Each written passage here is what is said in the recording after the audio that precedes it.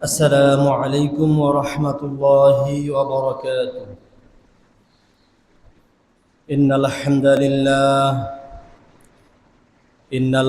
لله نحمده ونستعينه ونستغفره ونعوذ بالله من شرور أنفسنا ومن سيئات أعمالنا.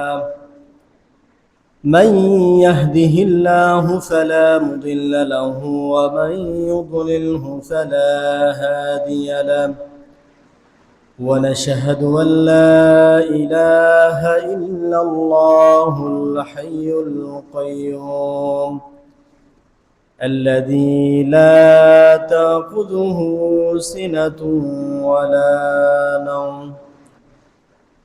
قال سبحانه وتعالى في شان حبيبه مخبرا وآمرا: إن الله وملائكته يصلون على النبي يا أيها الذين آمنوا صلوا عليه وسلموا تسليما. اللهم صل على سيدنا مولانا محمد وعلى آل سيدنا. اللهم صل على سيدنا مولانا محمد وعلى آل سيدنا مولانا محمد. মুআজ্জাজ মুহতারাম, সম্মানিত মুসল্লিয়ান কিরাম, মুরব্বিয়ান আযম, মহান রব্বুল ইজ্জাত ওয়াল জালাল সুবহানাহু ওয়া তাআলার আলিশান দরবারে অসংখ্য অগণিত সুযোগ যে মহান মনিব আমাদেরকে আজকের এই মহিমান্বিত দিনে সলাতুল জুমা আদায় করার লক্ষ্যে পৃথিবীর সবচাইতে উত্তম স্থানে আসার এবং বসার তৌফিক এনায়েত করেছেন, সেজন্য শুকরিয়া আদায় করছি আলহামদুলিল্লাহ। লাখ কোটি দরুদ সালাম সাইয়্যিদুল কাওনাইন, ইমামুল মুরসালিন, নবী মুহাম্মদুর রাসূলুল্লাহ সাল্লাল্লাহু আলাইহি ওয়াসাল্লামের প্রতি। সম্মানিত হাজিরিন, আজকে আমাদের খুতবার যে আলোচ্য বিষয় সেটি হচ্ছে ইসলামে পর্দার গুরুত্ব এবং ফজিলত। ইসলামের একটি গুরুত্বপূর্ণ আল্লাহ রাব্বুল আলামিনের একটি ফরজ বিধান হচ্ছে পর্দার বিধান। আল্লাহ সুবহানাহু ওয়া তাআলা মুসলিম নর ও নারী উভয়কে আল্লাহ তাআলা পর্দা করার জন্য বলেছে। পুরুষকে যেমনি ভাবে বেগানা নারী থেকে তাদের চোখকে হেফাজত করতে হবে, চোখকে নামিয়ে রাখতে হবে, তেমনি ভাবে একজন নারীকেও বেগানা পুরুষ থেকে তাদের চোখকে হেফাজত করতে হবে, তাদের শরীরকে হেফাজত করতে হবে। এমনকি আল্লাহ রাব্বুল আলামিন যে সীমা রেখা দিয়েছেন সেগুলো পোশাক আশাকের মাধ্যমে ঢেকে রাখতে হবে, এমনভাবে চলাফেরা করতে হবে যাতে করে একজন নারীকে বোঝা যায় যে তিনি একজন মুসলিম নারী, তিনি একজন সম্ভ্রান্ত বংশের নারী। তো আল্লাহ রাব্বুল আলামিনের এই মহান বিধান, ফরজ বিধান, পর্দার এই বিধানকে আমরা মুসলমানরা আজকে সবচেয়ে বেশি অবহেলা করি। আজকে মুসলমানেরা রাস্তাঘাটে মার্কেটে গেলেই আমরা এই পর্দার আমরা খেলাপ দেখতে পাই। অসংখ্য নারীরা বিভিন্ন মার্কেটে বিভিন্ন শপিং মলে তারা ঘুরে বেড়ায় বেপর্দা হিসাবে। এমনকি তাদের এমন এমন পোশাক আশাক থাকে যেগুলোর কারণে বেহায়াপনা তৈরি হয়, মানুষের মধ্যে পুরুষদের মনে কুমন্ত্রণা তৈরি হয়, এবং শয়তান তাদেরকে এমনভাবে উপস্থাপন করে যে অনেক পুরুষ তারা জেনা ব্যভিচারে লিপ্ত হয়ে তাদের চরিত্রকে তারা নষ্ট করে ফেলে। সম্মানিত হাজরিন, আল্লাহ সুবহানাহু ওয়া তাআলার এই মহান বিধান, পর্দার বিধানকে আমরা অনেক মুসলিম আমাদের ঘরের মধ্যে আমরা অনেকে এই পর্দার বিধানকে আমরা মানি না। দেবরের সামনে ভাবি অহরহ দেখা সাক্ষাৎ করতেছে, হাসি মস্করা করতেছে, এমনকি গায়েও হাত দিয়ে দেয় অনেক সময়। অথচ রাসূলুল্লাহ সাল্লাল্লাহু আলাইহি ওয়াসাল্লাম বলেছেন যে দেবর হচ্ছে মৃত্যুর সমান। মৃত্যু থেকে মানুষ যেভাবে পলায়ন করে, মৃত্যু হয়ে গেলে যেরকম মানুষ ফিনিশ শেষ, এরকম কোনো নারী যদি দেবরের সাথে মেলামেশা করে, চলাফেরা করে, দেখা দেয়, তাহলে সেও যেন মৃত্যুর কাছাকাছি চলে যায়। এজন্য আমরা প্রথমত আমাদের ঘরের মধ্যে আমরা পর্দাটা মেনটেন করার চেষ্টা করব।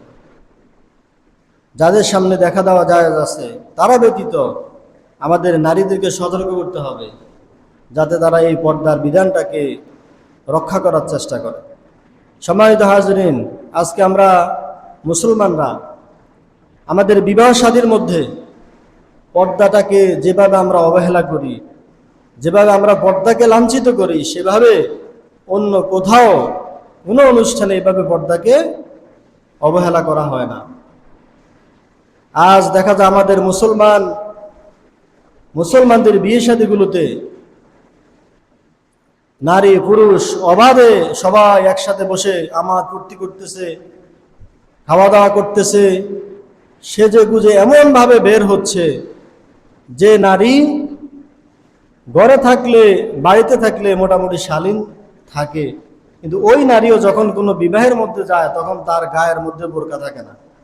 সেজে গুজে শাড়ি পরে এমনভাবে যায় যে সে কি মুসলমান ঘরের স্ত্রী নাকি সে হিন্দুর স্ত্রী সেটা বোঝা যায় না। সম্মানিত হাজরিন, আমরা বিবাহ শাদীর মধ্যে পর্দাকে খুব অবহেলা করি, পর্দার বিধানটাকে আমরা উপেক্ষা করি। সম্মানিত হাজরিন, ওই বিবাহের মধ্যে কখনো বরকত হবে না, বরকত আসবে না যে বিবাহের মধ্যে ইসলাম বহির্ভূত কাজকর্মে মুসলমানরা লিপ্ত হয়ে যায়। আজ দেখা যায় বিবাহ শাদীর অনুষ্ঠানগুলোতে পর্দার পাশাপাশি বিভিন্ন আপনার বক্স বাজিয়ে আপনার অনুষ্ঠান করে, হই হুল্লো করে, শব্দ দূষণ করে মানুষকে কষ্ট দেওয়া হয়। সম্মানিত হাজরিন, ইসলাম আনন্দের সীমা রেখেছে। আনন্দ করতে হবে সীমার মধ্যে।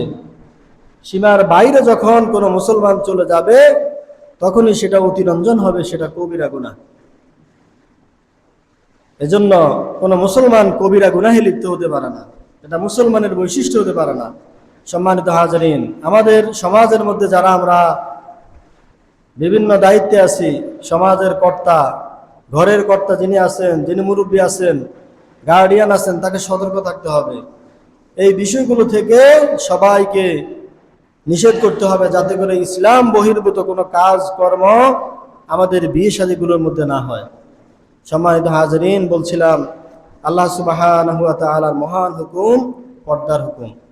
এই পর্দাটা বাংলাদেশের বিভিন্ন বিশ্ববিদ্যালয়ে পর্দার বিধানকে লাঞ্ছনা এবং অপমান করা হয়েছে অতীতে। আমরা দেখেছি অনেক ছাত্রী যারা ইসলামী মাইন্ডের, তারা যখন বোরকা পরে কলেজ বিশ্ববিদ্যালয়গুলোতে যায়, অনেক শিক্ষক নামের মূর্খ তাদেরকে তুচ্ছ-তাচ্ছিল্য করে যে ভার্সিটিতে কেন তুমি বোরকা পরে আসছো, এটা কি বোরকা পরে আসার জায়গা নাকি? অথচ পোশাকের স্বাধীনতার কথা তারা বলে, যার যে পোশাক ইচ্ছে সে পরবে, কিন্তু তারা কোনটা পছন্দ করে? তারা উলঙ্গপনা পছন্দ করে, কারণ তাদের অন্তরের মধ্যে রোগ, তাদের চোখের মধ্যে সমস্যা। এজন্য কোনো মুসলিম সম্ভ্রান্ত ঘরের নারী যে বিশ্ববিদ্যালয়ের ছাত্রী, সে যদি বোরকা পরে যায় তখন বোরকাকে অপমান করা হয়, বিভিন্ন কটূক্তি করা হয়, তুচ্ছ তাচ্ছিল্য করা হয়।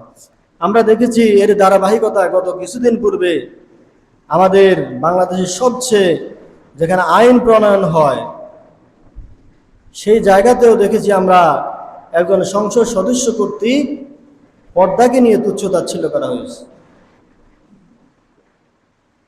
যারা মহিলা সদস্য ছিলেন, বোরকা পরে এসেছেন, হিজাব পরে এসেছেন, মুখ ঢেকে এসেছেন, তাদেরকে নিয়ে কটাক্ষ করা হয়েছে যে আপনারা কারা, আপনারা এখানে কেন এসেছেন, আপনারা বহিরাগত কিনা, আপনাদেরকে তো চেনা যাচ্ছে না।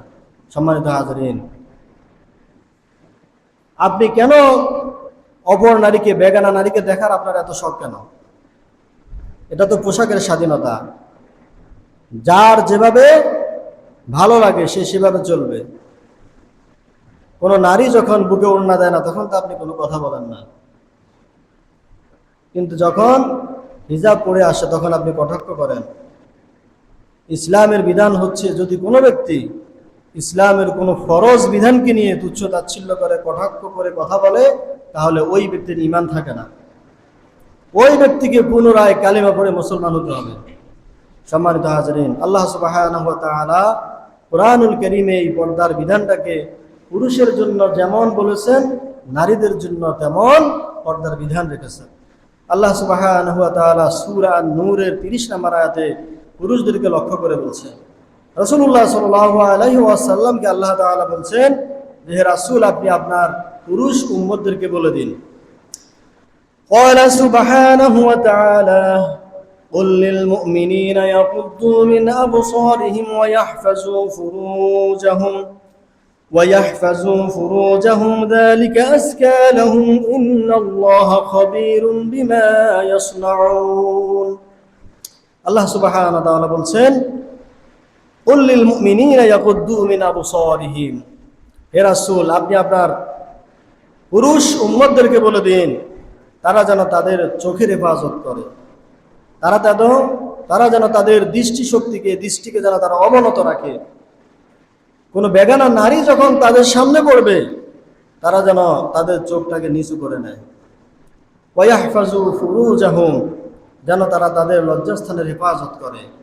যালিকা আযকা লাহুম, এটাই হচ্ছে তাদের জন্য পবিত্রতার কারণ। আল্লাহ তাআলা এটার মাধ্যমে তাদেরকে পরিশুদ্ধ করবেন যদি তারা কি করে, তাদের চোখকে যদি তারা হেফাজত করে। বেগানা নারী দেখলে পরে তাদের চোখকে যদি তারা নামিয়ে ফেলে, আল্লাহ তাআলা বলছেন এটাই হচ্ছে তাদের পবিত্রতার কারণ। আল্লাহ তাআলা তাদেরকে পবিত্র করবেন, মানে হচ্ছে আল্লাহ তাআলা তাদেরকে জান্নাতের উপযুক্ত করবেন। বলেন সুবহানাল্লাহ। আল্লাহ বলছেন ইন্নাল্লাহা খাবীরুম বিমা ইয়াসনাউন, নিশ্চয় যারা আল্লাহ তাআলাকে ফাঁকি দিয়ে কোনো নারীর দিকে দৃষ্টিপাত করে, হয়তো পৃথিবীর কোনো মানুষ দেখে না, কিন্তু আল্লাহ সুবহানাহু ওয়া তাআলা সেটা অবশ্যই দেখেন। ইন্নাল্লাহা খাবীরুম বিমা ইয়াসনাউন, আল্লাহ তাআলা অবশ্যই খবর রাখেন তারা যা কিছু করে, যা কিছু দেখে, এমনকি হৃদয় দিয়ে যদি কোনো কল্পনাও করে সেটাও আল্লাহ সুবহানাহু ওয়া তাআলা জানেন। সম্মানিত হাজরিন, আল্লাহ তাআলা এরপর নারীদের ব্যাপারে বলছেন, وَقُلْ لِلْمُؤْمِنَاتِ يَغْضُضْنَ مِنْ أَبْصَارِهِنَّ وَيَحْفَظْنَ فُرُوجَهُنَّ وَلَا يُبْدِينَ زِينَتَهُنَّ إِلَّا مَا ظَهَرَ مِنْهَا وَلْيَضْرِبْنَ بِخُمُرِهِنَّ عَلَى جُيُوبِهِنَّ। আল্লাহ তাআলা বলছেন আপনি আপনার নারী যে উম্মত, হে রাসূল আপনার নারী উম্মতদেরকে আপনি বলে দিন তারাও যেন তাদের চোখকে হেফাজত করে, তাদের দৃষ্টিকে তারাও যেন নিচু করে রাখে, এবং তাদের লজ্জাস্থানকেও তারা যেন হেফাজত করে। আপন স্বামী ব্যতীত অন্য কোথাও যেন তারা তাদের এই লজ্জাস্থানের অপব্যবহার না করে। আল্লাহ তাআলা বলছেন যে যা কিছু সৌন্দর্য প্রকাশ হয়ে যায় স্বাভাবিকভাবে, অর্থাৎ নারীদের শরীরের হাত এবং পায়ের পাতা এগুলো সাধারণত খোলামেলা থাকে, কাজকর্ম করতে হয়, এগুলো যদি দেখা যায় আল্লাহ তাআলা বলছেন এটা স্বাভাবিক বিষয়, এতে পাপ হবে না। কিন্তু মাথা থেকে পায়ের পাতা পর্যন্ত সারা শরীর তাদেরকে ঢেকে রাখতে হবে। এটা হচ্ছে নারীদের ব্যাপারে আল্লাহ তাআলার বিধান। আল্লাহ তাআলা বলছেন ওয়ালিয়াদরিবনা বিখুমুরিহিন্না আলা জুয়ুবিহিন্না। হে রাসূল, আপনি আপনার নারী উম্মতদেরকে বলে দিন, নারীরা যেন তাদের মাথার ওড়না দিয়ে তাদের ঘাড় এবং তাদের বুকটাকে যেন ভালোভাবে ঢেকে রাখে।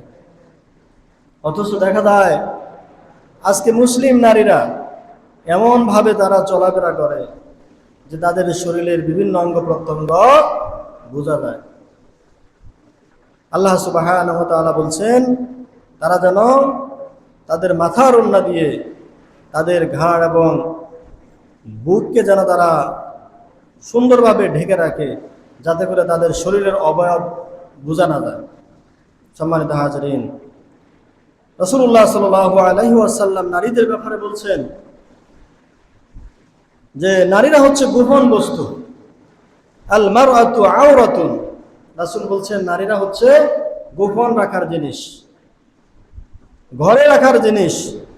ফাইজা খরাজাত, যখন তারা ঘর থেকে বের হয়ে যায়, বাজার ঘাটে বিভিন্ন জায়গায় যখন তারা চলে যায়, ইস্তাশরাফাহা শাইতান, শয়তান তাদেরকে দেখে উকিঝুঁকি মারে এবং অপর পুরুষের কাছে শয়তান তাদেরকে আকর্ষণীয় করে তোলে। শয়তান তাদেরকে কি করে? অপর পুরুষের কাছে, অপর পুরুষের চোখে আকর্ষণীয় করে উপস্থাপন করে, যাতে করে অপর পুরুষেরা ওই নারীদের দিকে কুনজরে যাতে তারা তাকায়। এজন্য রাসূলুল্লাহ সাল্লাল্লাহু আলাইহি ওয়াসাল্লাম বলছেন নারীদের অবস্থান স্থল হলো ঘর, তারা ঘরেই বেশি অবস্থান করবে, প্রয়োজন না হলে তারা ঘর থেকে বের হবে না। রাসূলুল্লাহ সাল্লাল্লাহু আলাইহি ওয়াসাল্লাম পুরুষদেরকে সতর্ক করছেন, লা ইয়াখলু আন্না রাজুলুন বিইমরাতিন। রাসূল বলছেন কোন পুরুষ যেন নির্জন কোন স্থানে কোন নারীর সাথে যেন তারা একান্তে মিলিত না হয়।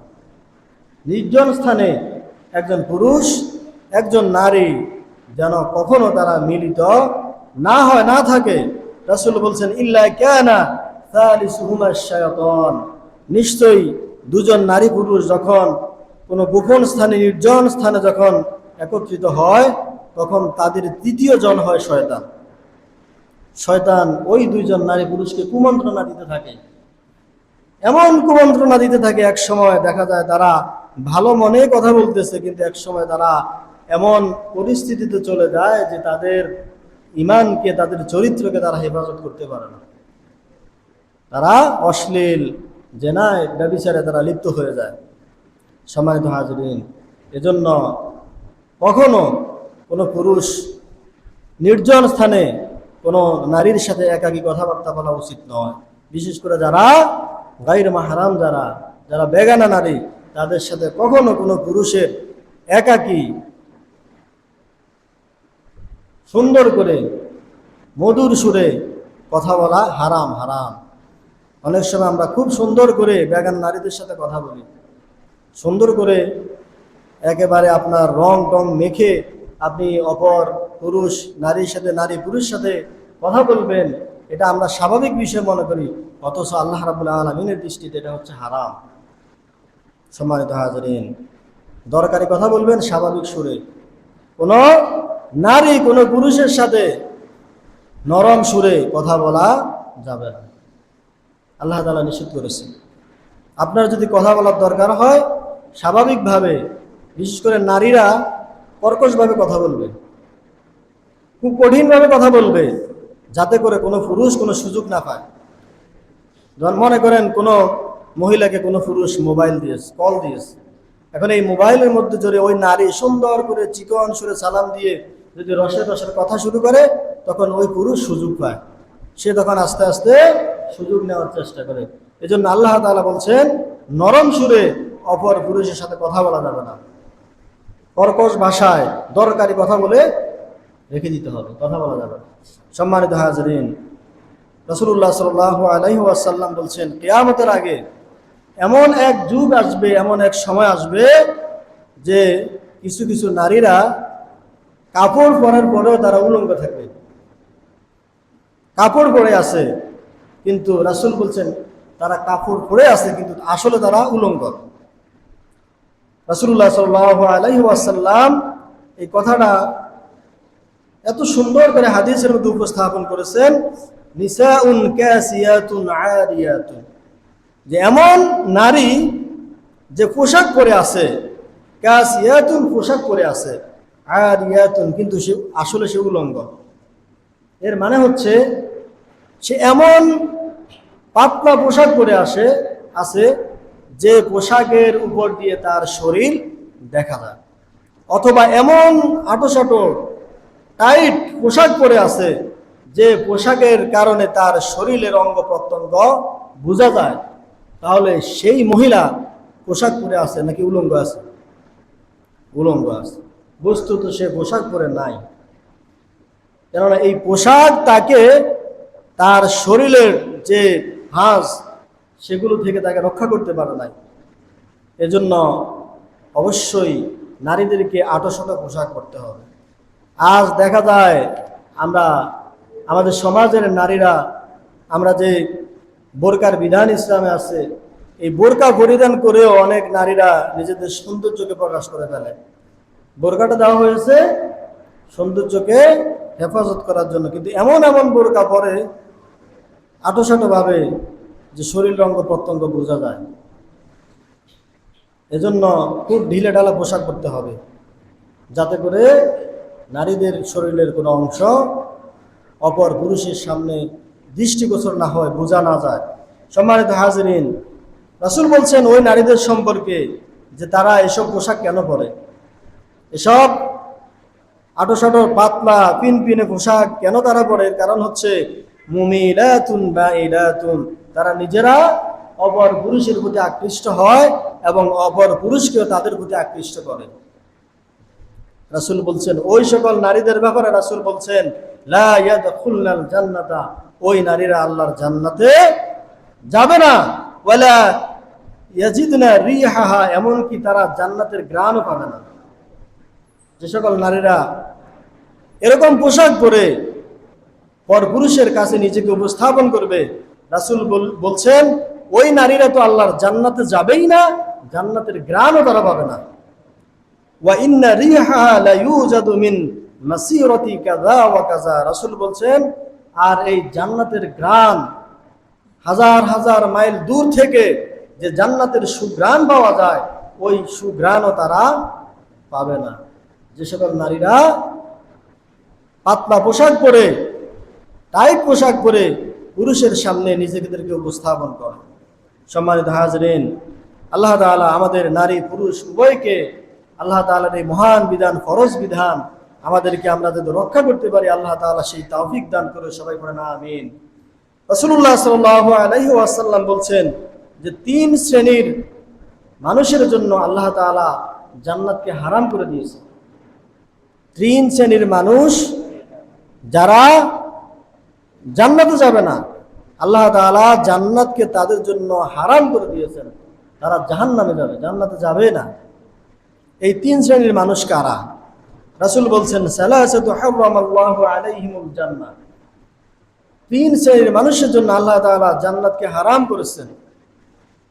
এর এক শ্রেণীর হলো মুদমিনুল খামর, যারা নেশাজাত দ্রব্য পান করে। নেশাজাত দ্রব্য, মদ, গাঁজা, হিরোইন, এভাবে বিভিন্ন ধরনের নেশাজাত দ্রব্য যারা নিয়মিত পান করে, তাদের জন্য আল্লাহ তাআলা জান্নাতকে হারাম করেছেন, তারা জান্নাতে যাবে না। 2 নাম্বার হচ্ছে ওয়াল আকুলি ওয়ালিদাইহি, ওই সন্তান যে পিতামাতাকে এমনভাবে কষ্ট দেয়, পিতামাতার অবাধ্য সন্তান, যে সন্তানের জন্য পিতামাতা বদদোয়া করে, পিতামাতার অবাধ্য সন্তান, ওই সন্তান আল্লাহর জান্নাতে যাবে না। 3 নাম্বার ওয়াদ দায়ুস, দায়ুস ব্যক্তি জান্নাতে যাবে না। দায়ুসকে রাসূল বলছেন আল্লাযী ইউকিরু ফি আহলিহিল খাবাসা, দায়ুস হচ্ছে ওই ব্যক্তি, ওই পুরুষ ব্যক্তি যে পুরুষ তার ঘরের মধ্যে অশ্লীলতার সুযোগ দেয়, যে পুরুষ তার স্ত্রীদেরকে, তার মেয়েদেরকে বেপরদায় চলাফেরা করলে বাধা দেয় না, যে পুরুষের সামনে দিয়ে তার স্ত্রী, তার মেয়েরা বেপরদায় চলাফেরা করতেছে, কিন্তু সে ব্যক্তি তাদেরকে বাধা দেয় না, তাদেরকে নসিহত করে না, সে যেন দেখেও দেখে না। রাসূল বলছেন ওই পুরুষরা হচ্ছে দায়ুস, লা ইয়াদখুলুল জান্নাতা, দায়ুস লা ইয়াদখুলুল জান্নাতা। দায়ুস ব্যক্তি যে নিজের পরিবারের মধ্যে অশ্লীলতার সুযোগ দেয়, নিজের স্ত্রী সন্তানকে পর্দায় রাখে না, রাখার জন্য তাগিদ দেয় না, আল্লাহ তাআলা বলছেন ওই ব্যক্তি আল্লাহর জান্নাতে প্রবেশ করবে না, তার জন্য আল্লাহর জান্নাত হারাম। তাহলে 3 শ্রেণীর ব্যক্তির জন্য জান্নাত হারাম। 1, যারা নিয়মিত নেশাদার দ্রব্য পান করে। 2, যারা পিতামাতার অবাধ্য সন্তান, যাদের জন্য বাবা মা যাদের ব্যাপারে বদদোয়া দিয়ে থাকে। আর 3 নম্বর হচ্ছে দায়ুস, যারা ঘরের মধ্যে বা যে সকল পুরুষেরা নারীদেরকে বেপরদায় চলাফেরা করলে পরে তাদেরকে বাধা দেয় না। সম্মানিত হাজরিন, আল্লাহ রাব্বুল আলামিনের মহান হুকুম, এই পর্দার হুকুমটাকে আমরা আমাদের সমাজের মধ্যে প্রতিষ্ঠিত করার চেষ্টা করব। এই হুকুমটা এমন এক বিধান, দেখেন মানুষ যখন মৃত্যুবরণ করে, নারী পুরুষ উভয়ের উপরে ইসলামের যে মহান বিধানগুলো আছে, নামাজ, রোজা, হজ, যাকাত, সবগুলো বিধান থেকে সে মুক্ত হয়ে যায়। মৃত্যুর পরে তার উপরে আর নামাজ, রোজা, হজ, যাকাতের কোনো বিধান থাকে না। কিন্তু পর্দা এমন এক বিধান যেটা মৃত্যুর পরেও থাকে। কবরস্থ করা পর্যন্ত মুসলমান নারী পুরুষকে আমরা পর্দার সাথে রাখার চেষ্টা করি।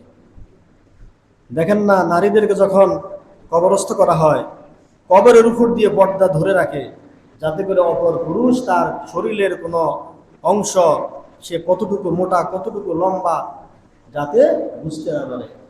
সম্মানিত হাজরিন, তাহলে বুঝেন পর্দার এই বিধানটা কত গুরুত্বপূর্ণ ইসলামের মধ্যে, যেটা মৃত্যুর পরেও বলবৎ থাকে, মৃত্যুর পরেও এই পর্দার বিধানটা জারি থাকে। সম্মানিত হাজরিন, আল্লাহ তাআলা আমাদেরকে এই পর্দার ফরজ বিধান বুঝার এবং আমাদের সমাজে পর্দার বাস্তবায়ন করার তৌফিক দান করুক। সবাই পড়ি আমিন। ওয়া মা তৌফিক ইল্লা বিল্লাহ। আসসালামু আলাইকুম ওয়া রাহমাতুল্লাহি ওয়া বারাকাতুহু।